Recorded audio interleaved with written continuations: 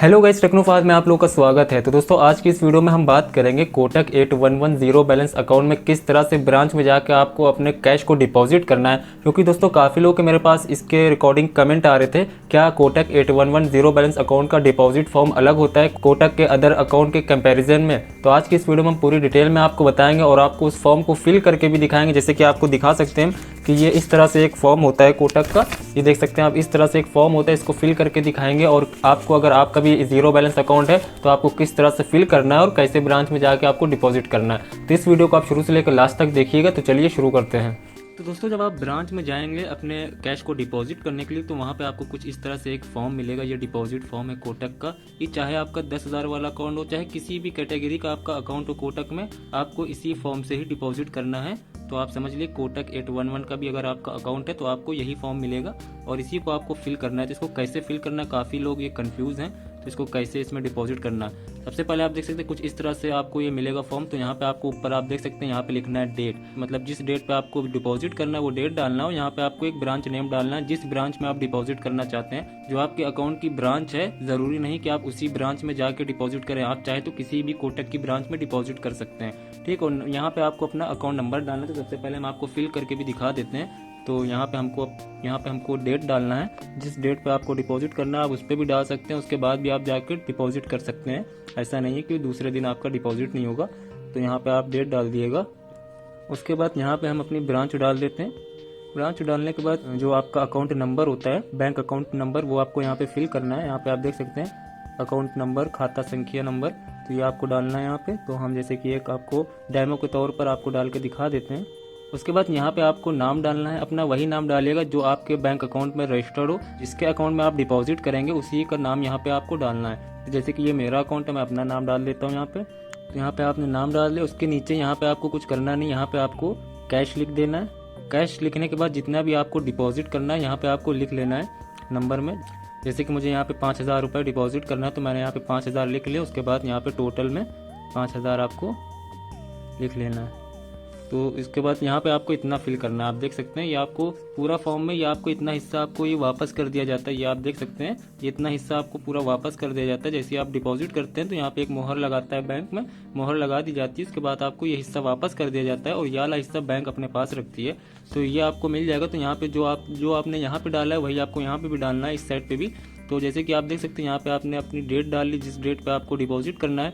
यहाँ पे आप उस ब्रांच का नाम डालिएगा जिस ब्रांच में आप डिपॉजिट करने जा रहे हैं। उसके बाद यहाँ पे आपको अपना अकाउंट नंबर डालना है। उसके बाद यहाँ पे आपको उसका नाम डालना है जिसके अकाउंट में आप डिपॉजिट कर रहे हैं। उसके बाद यहाँ पे आपको कैश लिखना है। उसके बाद यहाँ पे आपको अमाउंट अपना डालना है, जितना अमाउंट आप डिपॉजिट करना चाहते हैं। उसके बाद यहाँ पे टोटल कर दिएगा। उसके बाद आपका ये इधर का हिस्सा आपका क्लियर हो गया। तो हम इस साइड पे भरना है, तो इस साइड पे भी आपको हम बता देते हैं किस तरह से भरना है। तो यहाँ पे भी आपको उसी तरह से आप देख सकते हैं, सबसे ऊपर आपको लिखा हुआ है अकाउंट नंबर, खाता नंबर, संख्या आपको डालना है अपना। तो यहाँ पे अकाउंट नंबर डालने के बाद आप देख सकते हैं यहाँ पे आपको कुछ नहीं, सिंपली लिखना है नेम ऑफ अकाउंट। यहाँ पे आपको फिर से वही नाम डालना है जिसके अकाउंट में आप डिपॉजिट करने जा रहे हैं, तो उनका नाम यहाँ पे डाल दिएगा। नाम डालने के बाद यहाँ पे भी आपको कुछ नहीं करना है, यहाँ पे भी आपको बीच में कैश लिख देना है। यहाँ पे कैश लिखने के बाद यहाँ पे आप देख सकते हैं अमाउंट इन वर्ड्स, मतलब आपको यहाँ पे इंग्लिश में आपको जितना अमाउंट, जैसे कि 5,000 रुपये आप डिपॉजिट कर रहे हैं तो यहाँ पे आपको इंग्लिश में लिखना है 5,000 रुपीज़ ओनली। तो यहाँ पे आपको इंग्लिश में लिखना है इस तरह से। तो यहाँ पे आपको इस तरह से लिख लेना है 5,000 रुपीज़ ओनली।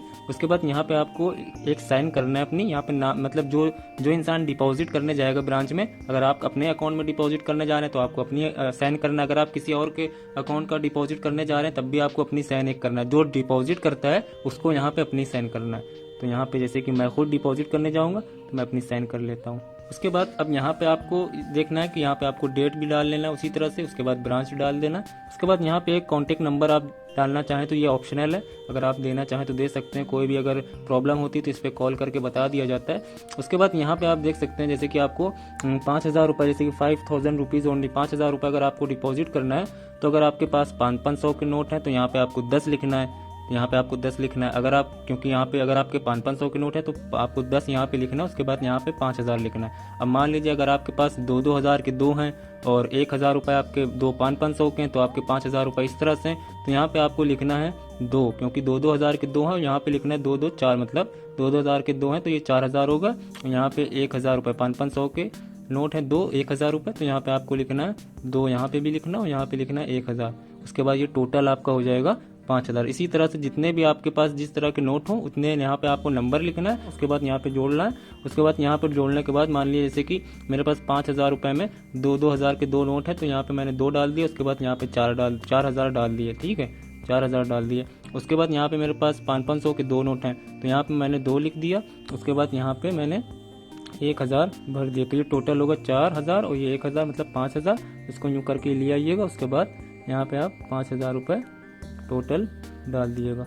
उसके बाद आपको कुछ नहीं करना है। ये आपका फॉर्म जो है समझ लिए फिल हो गया। इस तरह से आपको ये फॉर्म फिल करना है, ये आपको ध्यान में रखना है। तो इसी तरह से ये कोटक का जो है फॉर्म फिल किया जाता है, कोटक 811 अकाउंट का। और इसी तरह से आपका चाहे 10,000 वाला हो, चाहे किसी भी कैटेगरी का आपका अकाउंट हो, किसी भी वेरिएंट का हो, आपको जो है इसी तरह से इसका फॉर्म फिल करना है। दोस्तों मुझे उम्मीद है आपको इस वीडियो से कुछ हेल्प मिली होगी। अगर हेल्प मिली तो इस वीडियो को लाइक करिए, शेयर करिए।